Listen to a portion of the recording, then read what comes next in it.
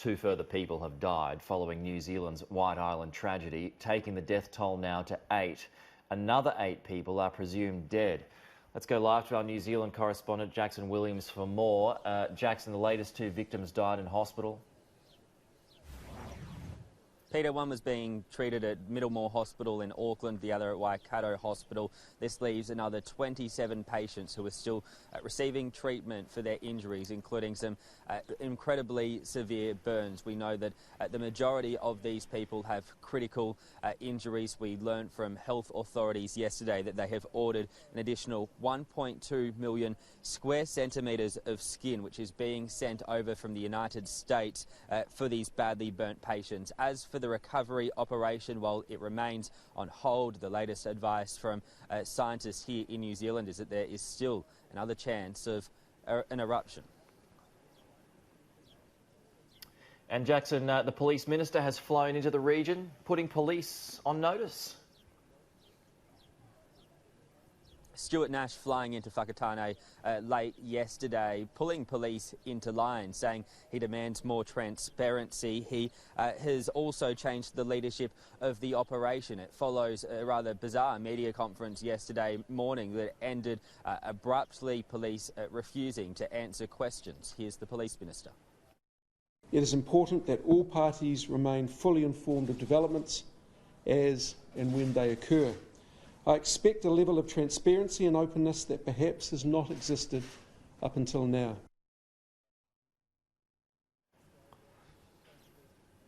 Peter, police say their number one priority is being able to set foot on Whakaari, White Island, to be able to retrieve the 8 bodies, but they say at the same time they don't want to take any unnecessary risks, and right now it's just too dangerous for them to make that journey. But as you can imagine, families and friends of those 8 people are becoming increasingly frustrated. I was speaking to a gentleman, Mark Inman, just a short time ago. We'll bring you his comments later this morning. His brother Hayden is one of the 8 people presumed dead, and he says there's just too much red tape, and he fears that his brother's body won't be brought back, won't be retrieved until the new year at this rate. That is very frustrating for the family members indeed. Jackson Williams live for us in New Zealand this morning. Jackson, we will talk to you soon. Thank you.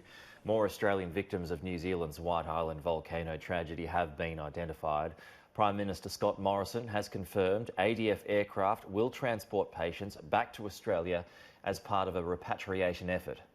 Just 2 weeks ago, Brian Dallow was watching the second test at the Adelaide Oval with his only son, Gavin. On Wednesday, New Zealand authorities confirmed the worst. Gavin Dallow is a victim of the devastating volcanic eruption. The 53-year-old was on holiday with his wife, Lisa, and her daughter, Zoe Hosking. The 15-year-old is presumed dead, her body still on White Island, where the eruption took place. Lisa remains in hospital with severe burns. Coffs Harbour couple Carla Matthews and Richard Elzer, along with friend Jason Griffiths, were on a cruise with 6 friends. The trio were visiting White Island on a shore excursion during the time of the eruption. Their friends have released a statement confirming their deaths, including Jason, who died in hospital surrounded by family and friends.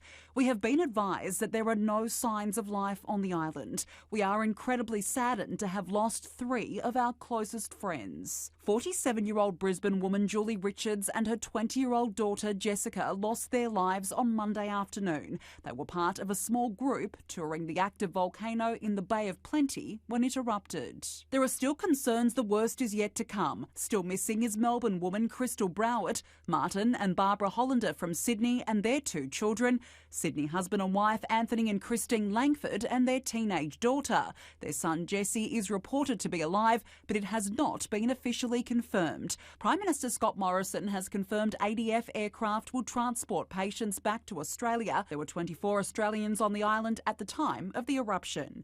Danica Di Giorgio, Sky News.